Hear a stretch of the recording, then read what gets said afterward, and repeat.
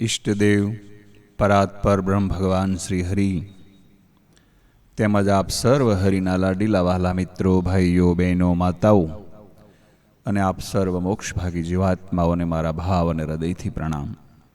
આપણે કર્મના સિદ્ધાંતની વ્યાખ્યાનમાળા અત્યારે શરૂ છે. એમાં ભગવાન પાસે આપણે શું માગીએ છીએ, ભગવાન પ્રારબ્ધ ભોગવવામાં કેવી મદદ કરે, નામ એ જપ પ્રારબ્ધ ભોગવવામાં શી મદદ કરે, અને ગ્રહો નક્ષત્રો પ્રારબ્ધ ભોગવવામાં શું મદદ કરે. ગઈકાલે આપણે તે બધું સાંભળ્યું. આપણે આજે સંચિત કર્મમાંથી કેવી રીતે છૂટવાનું એમની ઉપર થોડી ઘણી ચર્ચા વિચારણા કરવાના છીએ. ગઈકાલે આપણે બધું જાણ્યું. કર્મયોગ દ્વારા ક્રિયામાણ કર્મને નિયંત્રણ કરી શકાય અને છૂટાય છે. ભક્તિયોગ દ્વારા પ્રારબ્ધ કર્મ ભોગવીને છૂટાય છે. પરંતુ સંચિત કર્મમાંથી કેવી રીતે છૂટવું તે ગંભીર સવાલ છે. કારણ કે ક્રિયામાણ કર્મ કરવામાં માણસ માત્ર સ્વતંત્ર છે. તેને નિયંત્રણ કરવા તે તેના હાથની વાત છે. જો ધારે તો ચોક્કસ કરી શકે. પ્રારબ્ધ કર્મ પણ સામી સાતી આવીને ઊભું છે. તેને તો જીવનકાળ દરમિયાન ભોગવીને ખતમ કરી શકાય. પરંતુ સંચિત કર્મમાં તો હજી પાકીને ફળ આપવા તૈયાર થતા નથી. તે સામે આવીને ખડા થતા નથી. અને વળી જતો થાય થઈ ગયેલા ક્રિયામાણ કર્મ એટલે સામે પાછા આવવાના જ છે. એક વખત થૂકેલું જેમ પાછું ગળી શકાતું નથી. એક વખત બોલાઈ ગયેલું વસન જેમ પાછું ખેંચાતું નથી. એક વખત બંદૂકમાંથી ગોળી છૂટે પાછી આવતી નથી. એવી જ રીતે એક વખત ક્રિયામાણ કર્મ થઈ ગયું તે સંચિતમાં જમા પડ્યું છે. આ જીવનકાળ દરમિયાન પાકીને પ્રારબ્ધ રૂપે સામે આવીને ખડું થતું નથી. તેને ભોગવીને પણ છૂટાય નહીં. એટલે આવા સંચિત કર્મો ભોગવવા હવે પછી દેહ ધારણ કરવા સિવાય છૂટક્યો થાય નહીં. આ સંચિત કર્મો એટલા થોડા નથી કે જે એક જન્મમાં ભોગવી લઈએ તો છૂટી શકાય. અનાદિકાળથી આપણે અનેક જન્મોના સંચિત કર્મો અસંખ્ય કરોડો હિમાલય ભરાય એટલા જીવની પાછળ પડ્યા છે. તે પાક્યા જાય છે. એમ એમ એને પ્રારબ્ધ ભોગવતા જાય છે. પણ અનંતકાળ સુધી અબજોના અબજો દેહ ધારણ કર્યા તે પણ હજી ખૂટે એમ નથી અને ખૂટવાના નથી. તો પછી આમાંથી છૂટવું કેવી રીતે? કારણ કે આ સંચિત કર્મ અનંતકાળ સુધી જીવને જન્મ મરણના ચક્રમાં ફેરવા જ કરે એટલા બધા છે. અને તો પછી જીવનનો મોક્ષ થવો બિલકુલ અસંભવ બની જાય છે. જ્યાં સુધી દેહ ધારણ કરવો પડે ત્યાં સુધી મોક્ષ થતો ગણાય નહીં. વેદાંત સાતી ઠોકીને કહે છે આવી પરિસ્થિતિમાં ગભરાવાની પણ હવે જરૂર નથી. તેનો ઉપાય છે હવે આપણે તે ધ્યાન અને મનન દઈને સાંભળીએ. જો જીવ ધારે તો સાલું જીવનકાળ દરમિયાન તમારા તમામ સંચિત કર્મોને ખતમ કરી શકાય છે. પરંતુ તે ભોગવીને ખતમ કરી શકાય એમ નથી. એને માટે એક જ ઉપાય છે કે સંચિત કર્મમાં જે આટલા મોટા ડુંગર ભરાય એટલા તેમાં માત્ર એક જ દિવાળી સાંપી દેવાની, તે તમામ ભસ્મભૂત થઈ જાય. આ ભયંકર ડુંગરોમાં અગ્નિ લગાડવા સિવાય બીજો કોઈ પણ ઉપાય પણ નથી. કોઈ કાળે આટલા બધા સંચિત કર્મો ખતમ થવાના નથી. અને તે અગ્નિ તે જ્ઞાનનો અગ્નિ. જેમ કર્મયોગ દ્વારા ક્રિયામાણ કર્મ નિયંત્રણ કરી શકાય છે અને ભક્તિયોગ દ્વારા પ્રારબ્ધ કર્મને પૂરેપૂરા ભોગવી શકાય છે, એમ જ્ઞાનયોગ દ્વારા અનાદિકાળથી અનેક જન્મ જન્માંતરના એકઠા થયેલા સંચિત કર્મો ભસ્મ કરી શકાય છે. તેમ કરીને કર્મયોગ, ભક્તિયોગ અને જ્ઞાનયોગ દ્વારા જીવ માત્ર તમામ ક્રિયામાણ કર્મ, પ્રારબ્ધ અને સંચિત કર્મમાંથી મુક્ત થઈ અને જીવનકાળને અંતે ચોક્કસ અક્ષરધામ, વૈકુંઠધામ કે કોઈ પણ ધામનું નામ આપી દો એટલે કે મોક્ષ પ્રાપ્ત કરી શકે છે અને સંચિત કર્મોને અગ્નિથી બાળીને ભસ્મ કરી શકે છે. એટલા માટે ગીતાના ચોથા અધ્યાયમાં 37ના શ્લોકમાં કહ્યું છે, જેમ અગ્નિમાં નાખેલા તમામ પ્રકારના જાડા પાતળા સૂકા લીલા લાંબા ટૂંકા બધા જ લાકડા બળી જાય, એવી જ રીતે જ્ઞાનાગ્નિમાં નાખેલા તમામ પ્રકારના અશુભ શુભ ક્રિયામાન પારબ્ધ તમામ સંચિત કર્મો બળીને ખાખ થઈ જાય છે અને જીવ મોક્ષ માર્ગને પ્રાપ્ત કરે છે, એટલે કે જન્મ મરણના બંધનમાંથી મુક્ત થઈ જાય છે. હવે જ્ઞાનનો અગ્નિ કેવી રીતે પ્રગટ થાય એની ઉપર આપણે જોઈએ. જીવ પોતાના અસલ સ્વરૂપને ભૂલી ગયો છે. જીવ બ્રહ્મનો અંશ જ છે. બ્રહ્મ એટલે કે સત ચિત આનંદ સ્વરૂપ. માટે જીવ પણ સચ્ચિત આનંદ સ્વરૂપ જ છે, પરંતુ જીવને એનું ભાન નથી. તેથી જન્મ મરણના ચક્કરમાં એ ભટક્યા જ કરે છે. ભગવાન ગીતામાં એટલા માટે જ કહે છે, 15મા અધ્યાયમાં 7મો શ્લોકમાં કહે છે, મમેવાંશો જીવલોકે જીવભૂત સનાતન. જીવ બ્રહ્મનો અંશ હોવા છતાં, મુક્ત હોવા છતાં માયાના વશમાં આવી જઈને બદ્ધ થઈ ગયો છે. જીવને પોતાના સ્વરૂપનો યથાર્થ ભાન થાય એનું નામ જ્ઞાન, અને જ્ઞાન થવાની સાથે જ તેના તમામ સંચિત કર્મો બળીને સાફ થઈ જાય છે. જીવને સ્વરૂપનું ભાન થવું બહુ કઠણ છે. એ તો કોઈ મહાસમર્થ ગુરુ મળે, કોઈ સંત મળે અને ભગવાનની કૃપા હોય, એમને મેળવવાની જિજ્ઞાસા હોય તો જ પ્રાપ્ત થાય છે. સિંહનું એક નાનું બચ્ચું જન્મતાની સાથે જ તેની માતાથી વિખૂટું પડી ગયું. ઘેટાના એક ટોળાના માલિક ભરવાડ સાથે આ બચ્ચાને ઘેટાના ટોળા ભેગું ઉછેરીને એણે મોટું કર્યું. આ સિંહનું બચ્ચું કાયમ ઘેટાના ટોળા ભેગું ફરતું હતું. અજ્ઞાનને વશ થઈ પોતાની જાતને ઘેટું માનવા લાગ્યું. હું ઘેટું જ છું એવી એની દ્રઢ માન્યતા બંધાઈ ગઈ. એક વખત એક સિંહ ફરતો ફરતો ઘેટાના ટોળા નજીક આવ્યો, જેમાં સિંહનું બચ્ચું હતું. સિંહને જોઈને ઘેટાનું ટોળું ભાગ્યું. પેલા સિંહને આશ્ચર્ય થયું કે આ બધા ઘેટા ભેગું મારી જાતનું આ સિંહનું બચ્ચું ઘેટાની માફક કેમ ભાગે છે? સિંહે પેલા બધાએ ઘેટાને જતા કર્યા અને સિંહના બચ્ચાને પકડી લીધું. સિંહનું બચ્ચું કરગરવા માંડ્યું, ભાઈ સાહેબ, હું ઘેટું છું, મને મારી ન નાખશો, મને તમે બચાવી લો, મને બચાવી લો. સિંહે કહ્યું, અરે ભાઈ, તું ઘેટું નથી, તું તો મારી જાતનું એક સિંહનું બચ્ચું છે. તારે મારાથી ડરવાનું ન હોય, હું તને મારી નહીં નાખું, તને નહીં ખાવ. પરંતુ સિંહનું બચ્ચું માન્યું નહીં, તેને વિશ્વાસ પડ્યો નહીં. એ તો એમ જ કહેવા લાગ્યું કે હું ઘેટું છું, ઘેટું છું, મને ન મારશો. પછી પેલા સિંહે એક તળાવના કિનારે એમને લઈ ગયા અને કહ્યું, આ તળાવના પાણીમાં તારું મુખડું જો, અને તારું મોઢું અને મારું મોઢું એક સરખું છે કે નહીં, અને હું ત્રાડ પાડું એવું તું ત્રાડ નાખ. પેલા બચ્ચાએ સિંહના જેવી ત્રાડ નાખી. તેના અસલ સ્વરૂપનું એમને ભાન થઈ ગયું. એ જ વખતે ભયમુક્ત બની ગયું અને સિંહની સાથે ચાલી ગયું. બસ બરાબર એવી જ રીતે આ દશા આપણા જીવની છે. અને આ દૃષ્ટાંત તમે ઘણા બધા સંતો, મહંતો, ભગવંતો જ્ઞાન કથાઓમાં તમે ખૂબ સારી રીતે સાંભળ્યું હશે, પણ એનો ફક્ત અને ફક્ત ભાવાર્થ આપણો આ જીવની દશાનો છે. જેમ સૂર્યમાંથી કિરણો છૂટા પડીને સમગ્ર જગતમાં ફેલાય, એમ જીવ પણ અનાદિકાળથી બ્રહ્મથી છૂટો પડી ગયો છે. વાદળમાં રહેલું પાણી બિલકુલ ચોખ્ખું, તે વાદળમાં ક્ષોભ થવાથી બિંદુઓ છૂટા પડીને પૃથ્વી ઉપર પડે છે. આકાશમાંથી પૃથ્વી ઉપર આવતા તેમાં ઓક્સિજન, નાઇટ્રોજન વગેરે ભળે છે. પૃથ્વીને અટકતા તે બિંદુઓ ધૂળમાં ભળીને મલિન થાય છે. એવા અનેક બિંદુઓ મળીને નદી થાય છે, અને પૃથ્વીના અનેક ક્ષારો મલિન તત્વો ભેગા કરતા કરતા સમુદ્રને મળે છે. ત્યારે તો સમુદ્રનું પાણી ખારું થઈ જાય છે.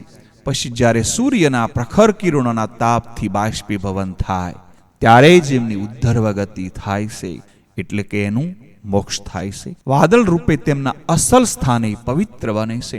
એ જ પ્રકારે જીવ બ્રહ્મમાંથી છૂટો પડેલો છે. તે જગતની માયાના સંપર્કમાં અવિદ્યાવશ મલિનતાને પ્રાપ્ત કરે છે. ભૂમિ પરત ભા ડાબર પાની, જીમી જીવહી માયા પલતાની. એટલા માટે જ તુલસીદાસજી મહારાજ આવી રીતે રામાયણમાં લખ્યું છે. સિંહની માફક કોઈ સમર્થ ગુરુ સિંહના બચ્ચારૂપી જીવને મળે તો જ તેને સાસા સ્વરૂપનું ભાન થાય. પછી તે તેના તમામ કર્મોને ભયથી એ મુક્ત બની જાય છે.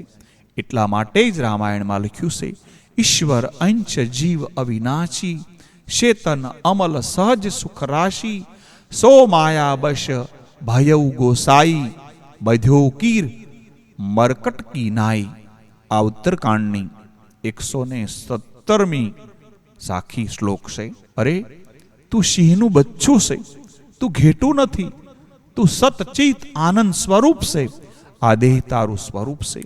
એવું જ્ઞાન કોઈ સમર્થ ગુરુ કરાવે તો જ આપણો બેડો પાર થાય. સ્વરૂપનું જ્ઞાન થતાં જ સંચિત કર્મો તાત્કાલિક ભસ્મ થઈ જાય છે. આ વાત આપણા સર્વના અનુભવથી પણ સિદ્ધ કરી શકાય છે. એક માણસ રાત્રે 12 વાગ્યા સુધી તેની પત્ની સાથે વાર્તા કરતો હતો અને પછી એની આંખ મળી ગઈ. તેને ઊંઘ આવી. તરત જ તેને સ્વપ્ન શરૂ થયું. સ્વપ્નમાં એક માણસનું ખૂન કર્યું. તેના 3 વર્ષ સુધી કેદ ચાલ્યો. રાત્રે 12 અને 12:30 વાગ્યાનો સમય હતો. આ માણસને 10 વર્ષની સખત જેલની સજા થઈ. તે કેદમાં પડ્યું. ખરેખર તો તે પથારીમાં, 2 ગોદડાની પથારીમાં પડ્યો હતો. જેલરે તેને દરરોજ બરડામાં કોરડાના ફટકા મારે, તેથી તેનો બરડો દરરોજ લોહી લુહાણ થઈ જતો હતો. આ રીતે 3 વર્ષની સજા તો એણે ભોગવી લીધી. રાત્રે 12 અને 12:30ની વચમાં એક દિવસ જેલરે ખૂબ ગુસ્સામાં આવી તેને બરડામાં બહુ સખત કોરડા ફટકાર્યા અને આ માણસ ઓ બાપ રે કરીને રાડ પાડીને જાગી ગયો. તેની પત્ની ગભરાઈને પૂછ્યું કે તમને શું થયું? એટલે કહ્યું કે મારા બરડા સામું તો તું જો, કેવો લોહી લુહાણ થઈ ગયો છે. તેની પત્નીએ કહ્યું, તમે તો પથારીમાં, 2 ગોદડાની પથારીમાં સૂતા છો અને તમારો બરડો બિલકુલ હુંવાળો છે, કશું જ થયું નથી. ત્યારે પેલો માણસ સ્વપ્નમાંથી જાગ્રત અવસ્થામાં આવી ગયો. તેને તેના પોતાના સ્વરૂપનું ભાન થયું કે તે ખૂની નથી, ખરેખર નિર્દોષ છે. પછી એણે પોતાની પત્નીને સ્વપ્નની વાત કરી. તેની વિરુદ્ધ ખૂનનો ખટલો 3 વર્ષ ચાલ્યો. 10 વર્ષની સખત જેલની સજા થઈ. તેમાંથી 3 વર્ષ તે ભોગવ્યા. એની પત્નીએ કહ્યું કે રાત્રે 12 વાગ્યા સુધી તો આપણે વાતો કરતા હતા અને હાલમાં માત્ર 12:30 જ થયા છે. તે અડધા કલાક દરમિયાન તમે 6 વર્ષ બીજે ક્યાં જઈ આવ્યા? તે 10 વર્ષની સજા થઈ. તેમાંથી 3 વર્ષની સજા તો એણે ભોગવી લીધી. હવે બાકીના 7 વર્ષની સજા કોણ ભોગવશે? સ્વપ્ન અવસ્થામાં જાગ્રત અવસ્થામાં આવવાની સાથે જ તેનું બાકીનું 7 વર્ષની જેલની સજાનું સંચિત કર્મ ભસ્મ ભૂત થઈ ગયું, કારણ કે તેને સાસા સ્વરૂપનું જ્ઞાન થઈ ગયું. એટલા માટે જ ગીતાના 4થા અધ્યાયમાં 37મા શ્લોકમાં કહ્યું છે, જ્ઞાનાગ્નિ સર્વ કર્માણી ભસ્મસાત કુરુતૈત્વથાર્જુન. સ્વપ્ન અવસ્થામાં સુખ દુઃખ આદિ સ્વપ્ન અવસ્થામાં સત્ય ભાસે છે, પરંતુ જાગ્રત અવસ્થામાં મિથ્યા થાય છે. એવી જ રીતે જાગ્રત અવસ્થામાં સુખ દુઃખ આદિ જાગ્રત અવસ્થામાં સત્ય ભાસે છે, પરંતુ જ્ઞાન અવસ્થામાં મિથ્યા થઈ જાય છે.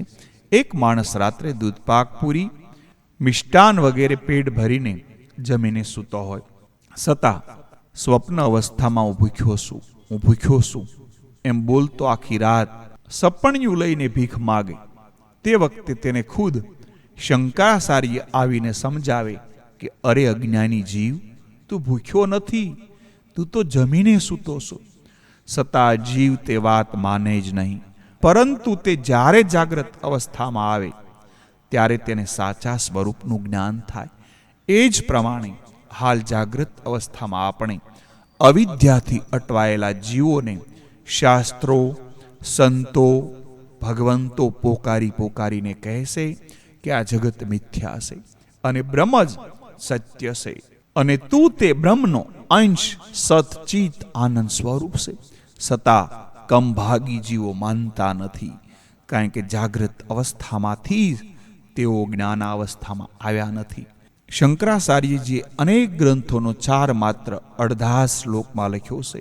જેમ ક્રિયામાણ કર્મને નિયંત્રણ કરવા માટે કર્મયોગ છે, પારબ્ધને આચાનીથી ભોગવવા માટે ભક્તિ માર્ગ છે, તેમ સંચિત કર્મને સમાપ્ત કરવા માટે જ્ઞાન માર્ગ છે.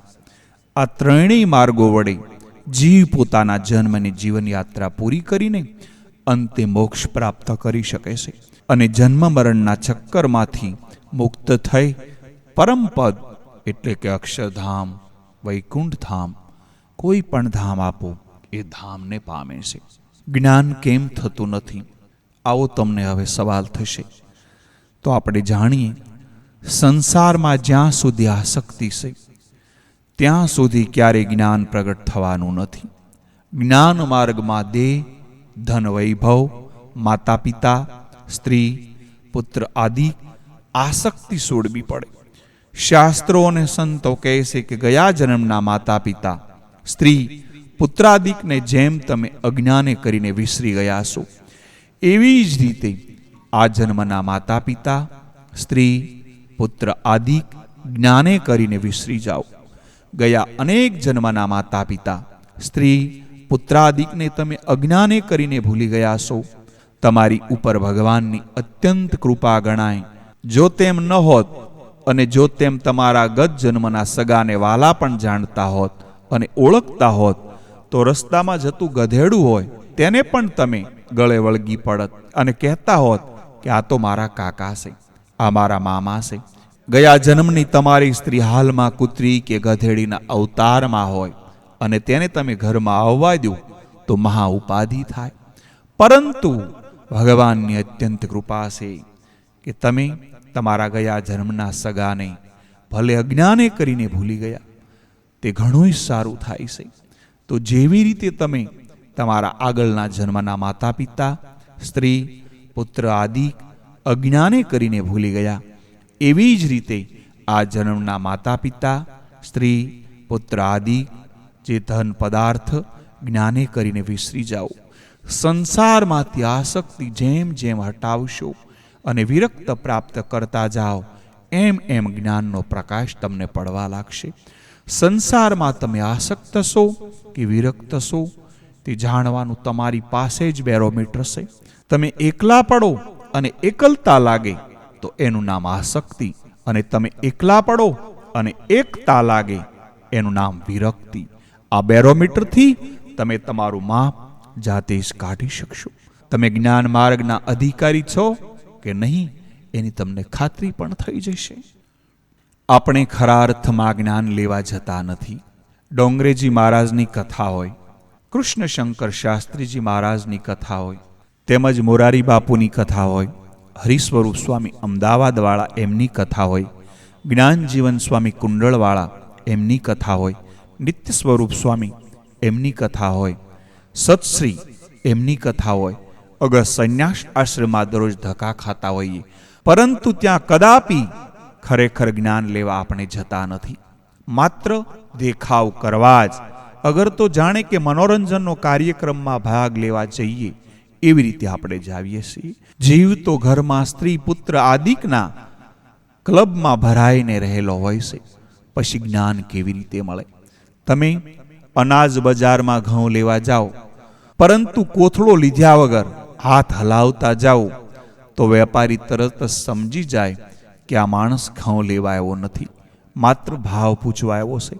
એટલે બજારમાં મણનો 30 રૂપિયાનો ભાવ ચાલતો હોય તો તે વેપારી તમને 28 રૂપિયાનો જ ભાવ બતાવે, કારણ કે તે જાણે છે કે આ માણસ ખરેખર ઘઉં લેવા આવ્યો નથી. પછી તમે બીજી 4-5 દુકાને ભાવ પૂછો, ત્યાં તો તમને 30 રૂપિયાનો ભાવ કહેશે. એટલે કે તેમને વિશ્વાસ છે કે પહેલા વેપારી દુકાને જે વાજબી ભાવ એ ઘઉં ત્યાં મળે છે. અઠવાડિયા પછી જ્યારે તમે હાથમાં કોથળો લઈને સાચે સાચા ઘઉં લેવા જાઓ, વેપારીને દુકાને જાઓ, એટલે સમજી જાય કે હવે આ માણસ ચોક્કસ ઘઉં લેવા માટે આવ્યા છે. એટલે તમને મણના 32 રૂપિયાનો ભાવ બતાવે. તમે પૂછો, કેમ ભાઈ, તમે પહેલા તો 28નો ભાવ કહેતા હતા, હવે 32 રૂપિયા કેમ? તો પહેલા વેપારી હસીને મીઠાશથી જવાબ આપશે કે ભાઈ, 28ના ભાવના ઘઉં તો વેચાઈ ગયા, હવે 3-4 દિવસથી માલને ખેંચને લીધે ભાવ વધી ગયા છે. એટલે તમે એના ઉપરના અગાઉના વિશ્વાસમાં તણાઈને 2 રૂપિયા ઠગાઈને ઘઉં લેતા હોવ છો. તમે દહીં લેવા જાઓ તો પણ વેપારીને તમને પૂછે કે દહીં શેમાં લઈ જશો?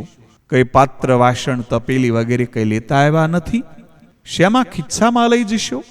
દહીં લેવા આવ્યા છો તો પણ તમારે પાત્ર, તપેલી લઈને જવું પડે, અને તે પણ શુદ્ધ પાત્ર હોવું જોઈએ, નહીં તો દહીં કટાઈ જાય છે.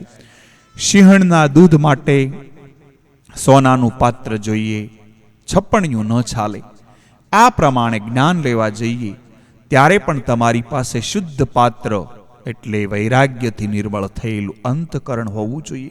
જ્યાં સુધી મોટર, બંગલા, દેહ, સ્ત્રી, પુત્ર આદિમાં આસક્તિ હોય અને અંતકરણમાં અનેક જન્મ જન્માંતરની કામનાઓ હોય, વાસનાઓ હોય, એના લપેટા થયેલા હોય અને કાંસન કામિનીના કાંઠ ચડી ગયેલા હોય, ત્યાં સુધી શુદ્ધ જ્ઞાન તમને થશે જ નહીં.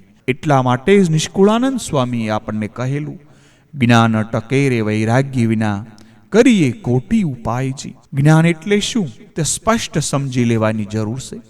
માત્ર BA, BCom, MA થયા, MCom, LLB, CA આ જ્ઞાન ન કહેવાય.